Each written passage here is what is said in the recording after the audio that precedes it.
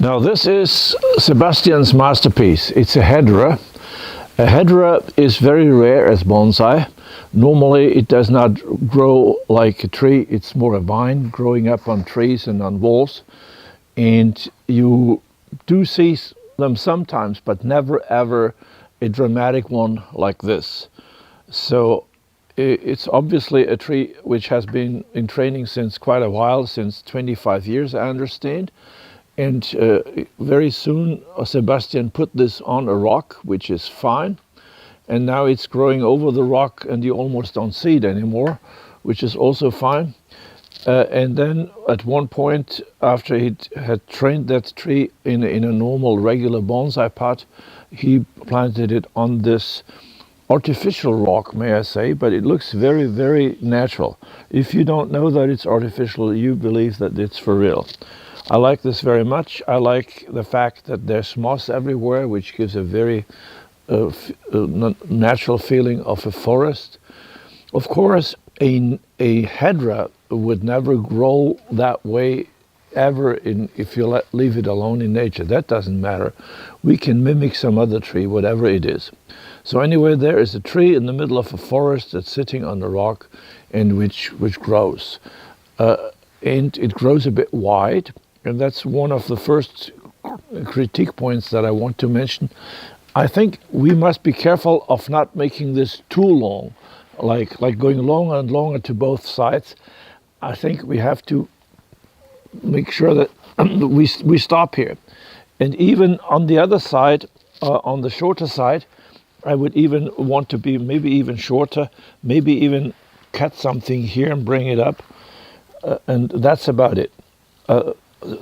If you do nothing and just feed and water, the Hedera will become dense, like a bush, like a garden tree that was done with hedge pruners. This is not good. You must be careful that it doesn't get too dense, because we want to see the structure of the tree. As it is now, I think it's very, very fine. It should not be denser. That's a danger, because in the old days we used to be very proud of our trees becoming extremely dense, and we overdid it, way overdid it. So what would I do if you gave that tree to me? Well, I would enjoy it. I would be very happy having the only good Hedera that I've ever seen in Europe, anywhere.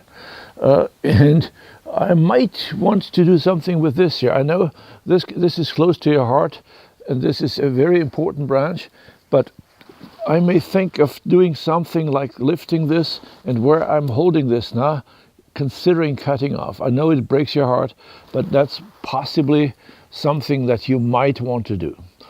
Which one would you cut off? This one. The lowest one. The lowest one. Or you lift it. You just lift it by putting some sticks under it for a year or so, and then you can let it grow again. Walter, you know what was my idea?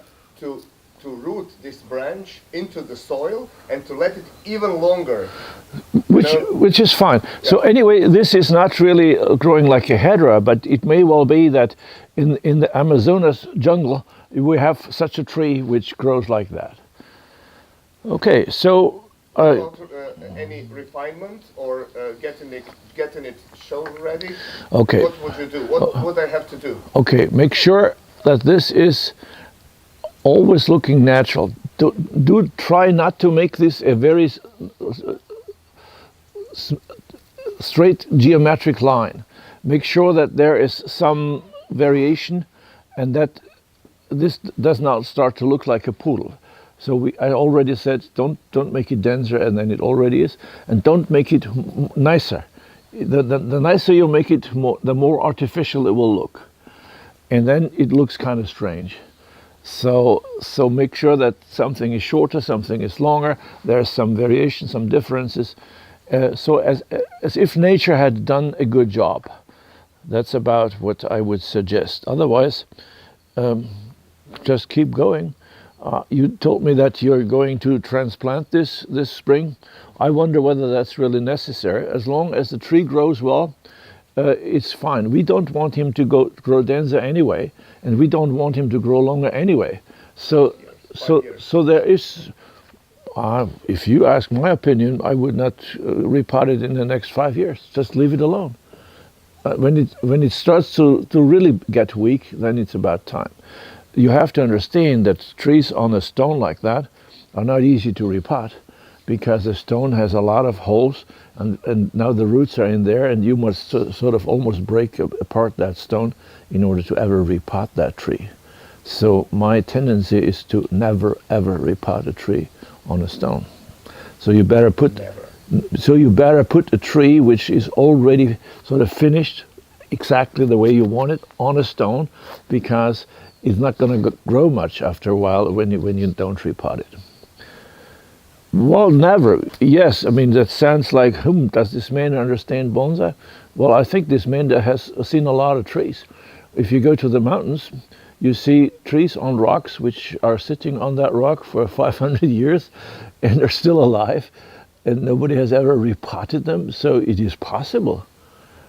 And you know what's my problem? This substrate is starting to be full of roots, and it dries very quickly in the summer. Fine. Because there is no more substrate really in it, just the root. Fine. If you have a horticultural problem, then you must do something about it. Then you may want to change something. You can also just cut off some roots and put substrate on it again and not really repot the whole tree. Sometimes it helps a lot to take a long drill and drill 100 holes so that air goes in and water goes through, and that helps you another 3 or 4 years. So I would try to avoid repotting this as far as possible. So congratulations to that tree.